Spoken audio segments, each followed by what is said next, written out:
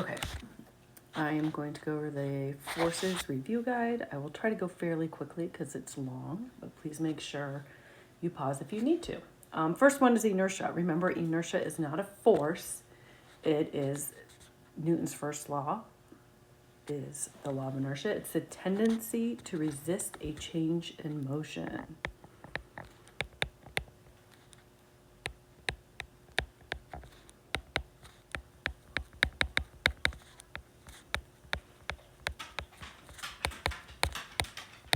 So the higher the inertia, the more resistance an object is to a change in motion, whether that's to get it started moving or to stop it or to change its direction.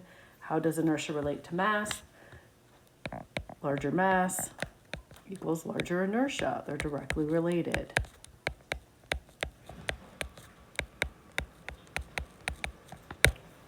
Rank the following objects from smallest to largest amount of inertia. Well, we just said inertia is directly related to mass. So we don't need to worry about velocity at all in these. We're just going to look at the mass. Okay, so the smallest mass is object C at 5 kilograms. Then we've got object D with 8 kilograms, and object A with 10, and object B with 20. Using force equals mass times acceleration. What is the amount of force required to move a 6 kilogram object with an acceleration of 3 meters per second? So force equals mass times acceleration. Mass is 6 kilograms. So 6 kilograms times an acceleration of 3 meters per second squared. 6 times 3 equals 18, and force is always measured in newtons. What would be the amount of force required to move a 6 kilogram object with a constant velocity of 4 meters per second? So if there's a constant velocity of 4 meters per second, there's no acceleration. So this is kind of a trick question. So in this one, it would be force equals 6 kilograms. Well, the acceleration is 0 times 0. So that's going to give us 0. Okay? Sorry if that one stumped you. If the net force equals 0, are the forces balanced or unbalanced? If the net force is 0, they're balanced. Okay, we've got some free body diagrams down here. Remember, net force is overall, where you're subtracting opposite forces, and it says state the direction. So this first one, we have 40 newtons up, 40 newtons down, and 10 newtons to the left. So these cancel each other out. And so our net is 10 newtons. And the acceleration direction is to the left. It just said direction, not amount. This next one, 20 newtons up, 20 newtons down, those cancel each other out. So we have 0. So no acceleration. Next one, 40 newtons up, air resistance, 25 newtons down, gravity. So 40 minus 25 gives us 15. So we have 15 newtons, and we've got more up than down, so we're going to say up. Describe the relationship between mass and net force upon the acceleration of an object. So this goes back to our lab we did with the cars and the marbles and the rubber bands. Remember, the rubber bands were our force, the marbles were our mass. So if we increase the mass to the acceleration, that decreased it. More marbles, the speed slowed down. If we increased the force, so if we go back to our lab, we're going to put this was the marbles, and this was the rubber bands.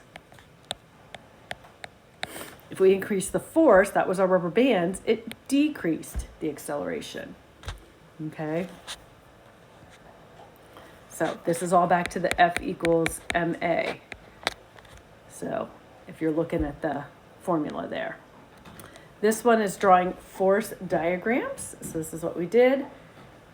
All the forces that you need for this are apparent, normal, applied, friction, air resistance, gravity, and tension. So this is a block hanging, rest from a ceiling. So upward, oops, that's not what I want to write with. we've got, since it's hanging, that's that tension force. And then we always have force of gravity going down. This is a skydiver who opened his parachute, is falling with a force of gravity at 800 newtons and an upward force of 100. So this gets a little confusing. So we've got a couple forces going up. We've got the force of air, and we also have the tension force on his parachute. And then we have the force of gravity down, and he has an upward force of 100 newtons. So it's F air plus F tension gives you 100 newtons. Just so you know what's going on there. That one's a little confusing, okay? And gravity is 800 newtons down. So a block rests on top of the table. Consider all the forces acting. So we've got our normal force, which is the table pushing back up, and the force of gravity. Since it says it rests, we don't have friction or applied. Next one's a little differently. A block is being pushed across the table. So if the block is being pushed, there is an applied force. Somebody is applying a force to it. Now, the table also has to have some level of friction that's working against the applied force. Then we also still have the normal, because the table is pushing back against the force of gravity. So you've got lots of forces there. And sometimes these are abbreviated, just like force normal or force G for gravity, just if you see them that way. I tried to write them out to make them make a little bit more sense. Okay, so this one says, these force diagrams depict the magnitude and direction of the forces acting on four objects.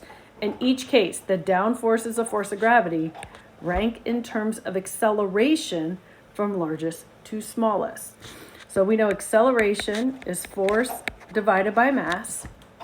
If you look, all of these have, we're going to just say mass is equal because it doesn't say anything else for all of them. So for mass is equal, we are going to look at our force to determine our acceleration. So if we look here, this one, we have our net force is 20 newtons to the left. This one is 0, they're all balanced. This one, 10 and 40, we've got 30 newtons to the right. And this last one, we've got 15 newtons to the right, okay? So these are our forces. And so in terms of acceleration, the larger the force, the larger the acceleration. So we're going to rank them that way. So our first one, and I'm going to use a different color, the one that has the biggest force would be C. So we're going to start with C as our first one. Our next biggest force would be A, and then D, and then B. So I'm ranking them in terms of force because that's going to represent the acceleration. If you increase the force, you'll increase the acceleration. So a little bit different there. Okay, so now we've got some fancy diagrams to solve. I'm going to put these into triangles because I think it makes it a little easier to see. So we've got mass. This is our force of gravity. And this is 9.8. And this one is acceleration, our net force, and mass. Okay, so let's see what we got going on here. So the first one here, if we look at our diagram, these cancel each other out. So we have a force, our net force of 200 or 2,000 newtons. So that's our net force. So we're going to solve for that. So we have 2,000 newtons, and it's to the left. Okay. And then to find our mass, we need to take, if we look up here, oops, that's not what I want. I want this. Okay, so we're looking for our mass. So we need to take force of gravity divided by 9.8. So our force of gravity is, right here, divided by 9.8. So we're going to take 8,000 newtons and divide it by 9.8. And that's going to give us 816 kilograms as our mass. Now we need to find our acceleration. Our acceleration is our net force. We're over here now. Acceleration is our net force divided by our mass. So now we're going to take our net force, which we set up here is 2,000 newtons, divided by the mass we just found, which is 816 kilograms. Divide those out, and we get 2.4 meters per second squared, and it's accelerating to the left. So these are our answers.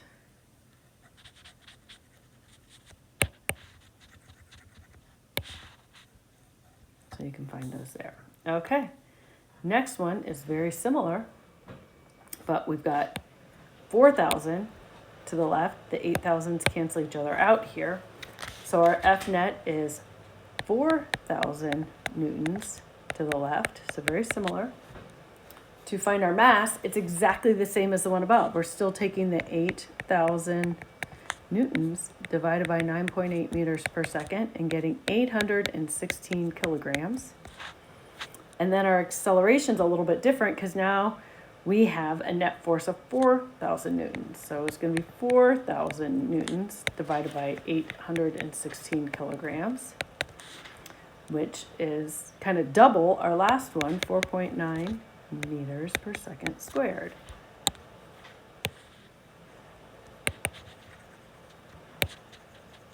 So if you look these over, we've increased our force of friction,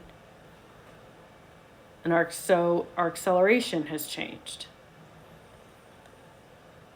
Okay, last one's a little bit different.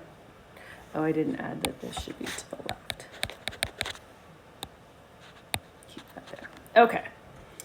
The net force on this one, these cancel each other out. Oops. So 22 minus 14 is 8. So we have 8 newtons to the left. Our mass is going to be the force of gravity, which is 20 newtons divided by 9.8. Gives us about 2 kilograms when we round it. The acceleration now is our net force, 8 newtons divided by 2 kilograms, which gives us 4 meters per second squared. And this time we're going to the right.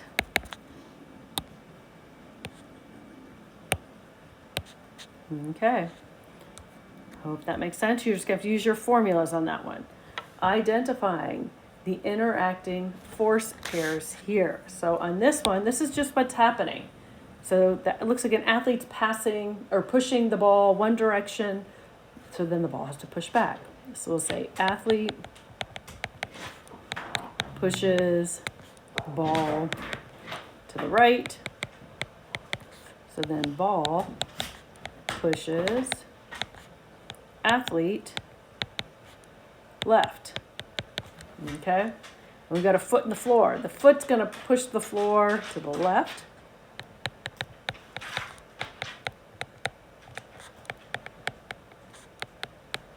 So then the floor pushes the foot to the right. And then this one, we've got a foot kind of kicking a ball here. So foot, we'll say pushes the ball to the right. So then ball pushes foot left. Okay, there's your video. Hope that's helpful.